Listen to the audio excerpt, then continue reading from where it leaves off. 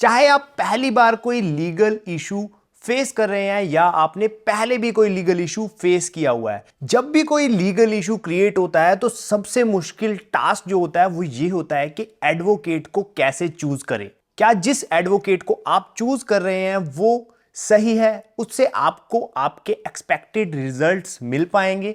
और इवन अगर आपने ऑलरेडी एडवोकेट चूज किया हुआ है तो आपको कैसे पता चलेगा कि जो प्रोसीडिंग्स चल रही हैं, जो आपके एडवोकेट प्रोसीडिंग चलवा रहे हैं, क्या वो सही है। So hello guys and welcome back to गोलीगल एंड दिस इज सुशांत। और आज इस वीडियो में हम डिस्कस करने वाले हैं how to choose a best advocate lawyer in India.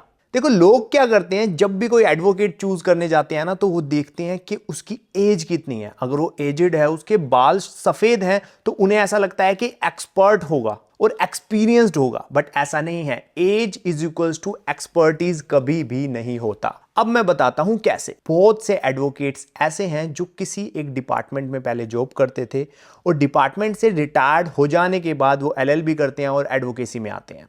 अब वो अपनी जिस भी फील्ड में वो पहले जॉब कर रहे थे उनका एक्सपीरियंस उनके पास है, बट एडवोकेसी का एक्सपीरियंस उनके पास नहीं है। और लोग क्या समझते हैं कि कोई एजेड पर्सन है, बाल सफ़ेद है, तो वो एक्सपीरियंस्ड होगा, उसके पास अच्छा खासा एक्सपीरियंस होगा। और उस केस में अगर हम ऐसे किसी एडवोकेट को अपना केस दे देते हैं तो हमारे केस के हमें एक्सपेक्टेड रिजल्ट्स नहीं मिल पाते। दूसरा, जब हम एडवोकेट चूज करने के लिए जाते हैं, लॉयर चूज करने के लिए जाते हैं, तो हम किसी फेमस एडवोकेट के पास जाते हैं। हम दो चार बंदों से पूछते हैं और वो दो चार बंदे आपको किसी फेमस एडवोकेट का नाम बताते हैं जो आपके एरिया में फेमस होता है। अब देखो, फेमस एडवोकेट को ठीक है कि उनको अच्छी खासी नॉलेज होगी, बट यहां पर भी एक बहुत बड़ा ड्रॉबैक है। जब कोई एडवोकेट फेमस है तो उसके पास बहुत सारे केसेस होंगे, वो आपकी क्वेरी को ढंग से सुन भी नहीं पाएगा। जब फर्स्ट टाइम आप उनके ऑफिस में जाएंगे, उनके साथ अपना केस डिस्कस करेंगे तो आपको आपकी और उनकी बात अच्छे से होगी, बट जब आपका केस जैसे ही चलने लगेगा तो वो आपको ढंग से रिस्पॉन्स नहीं कर पाएंगे, क्योंकि उनके पास ऑलरेडी इतने सारे केसेस हैं कि उनके पास टाइम ही नहीं है। और बहुत सारे केसेस हो जाने की वजह से वो आपके केस को उतना टाइम नहीं दे पाएंगे जितना देना चाहिए, और उससे आपको आपके एक्सपेक्टेड रिजल्ट्स नहीं मिलेंगे।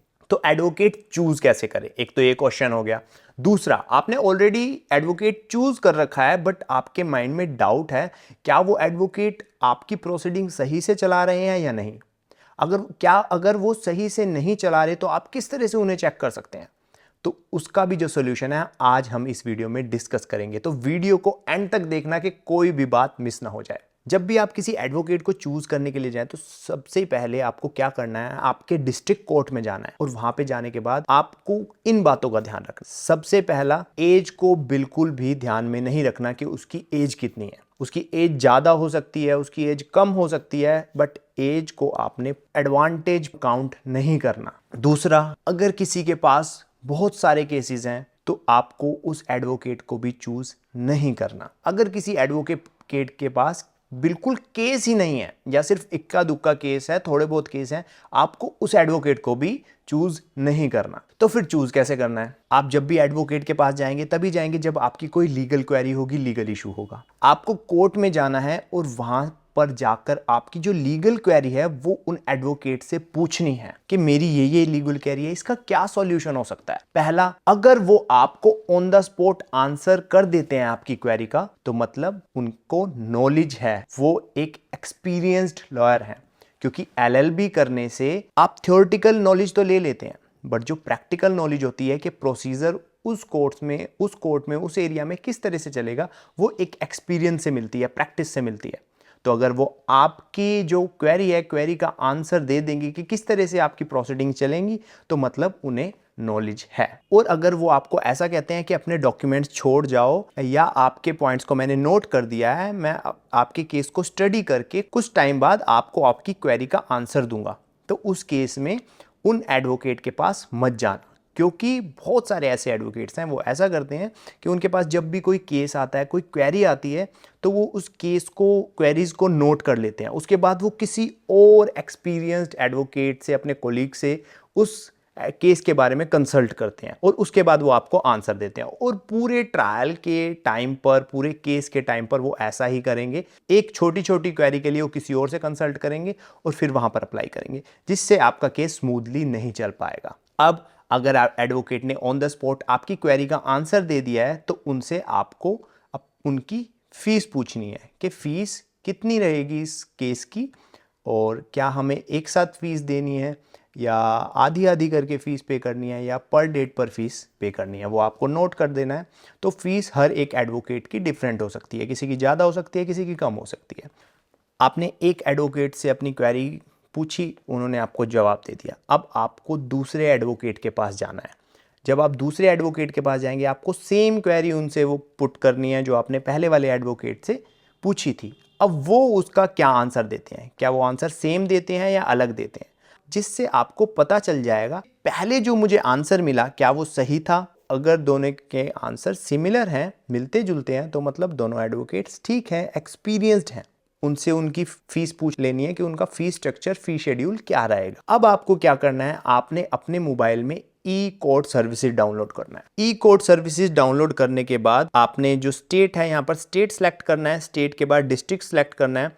डिस्ट्रिक्ट सेलेक्ट करने के बाद नीचे एडवोकेट जहां आ रहा है, इस एडवोकेट वाले ऑप्शन को खोलना है और इसके बाद ऊपर से जो कोर्ट कॉम्प्लेक्स है, कोर्ट कॉम्प्लेक्स चूज करना है।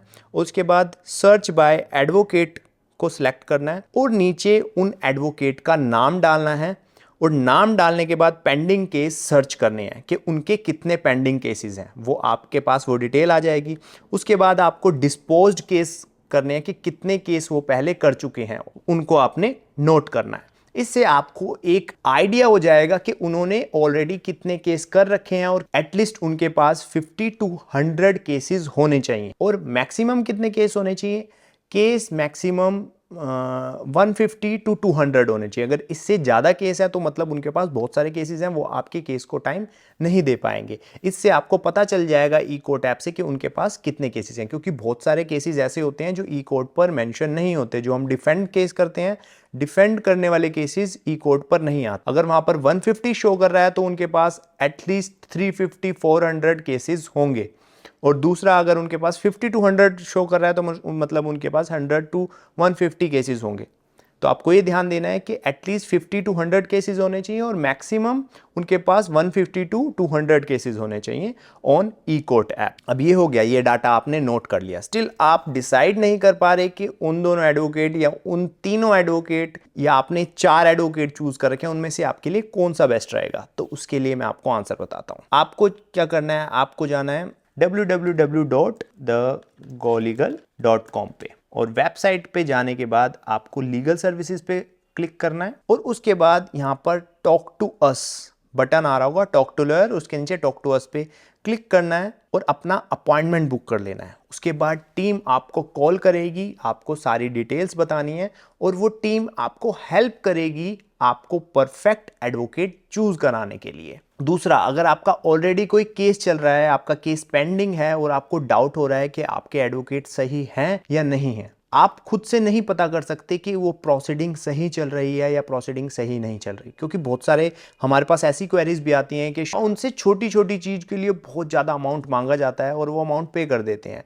और बहुत सारे केसेस में तो ऐसा देखा है कि फीस ले लेते हैं और फीस के बाद जो काम उन्हें करना था वो काम करते नहीं है 1-1 साल तक। अगर आप ऐसा कोई इशू फेस कर रहे हैं, उस केस में भी आपको हमारी वेबसाइट पे जाना है और अपॉइंटमेंट बुक करनी है और हमें अपनी सारी डिटेल बतानी है कि आपका जो केस है किस स्टेज पर चल रहा है और इसके बाद क्या होना चाहिए, क्या नहीं होना चाहिए। टीम आपको सारी चीज सजेस्ट करेगी और आपको बताएगी कि आपकी जो प्रोसीडिंग चल रही है वो सही चल रही है या नहीं चल रही है और उसके क्या रिजल्ट्स हो सकते हैं।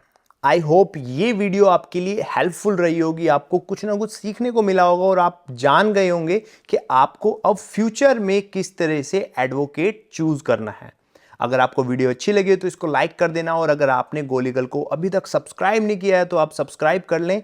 और अगर आप जानना चाहते हैं कि किस तरह से आप खुद से कंज्यूमर कंप्लेंट ड्राफ्ट करें तो आप ये वाली वीडियो देखें। इस वीडियो में आपको पता चलेगा कि आप किस तरह से कंज्यूमर कंप्लेंट ड्राफ्ट कर सकते हैं। तो चलो इसी वीडियो में मिलते हैं।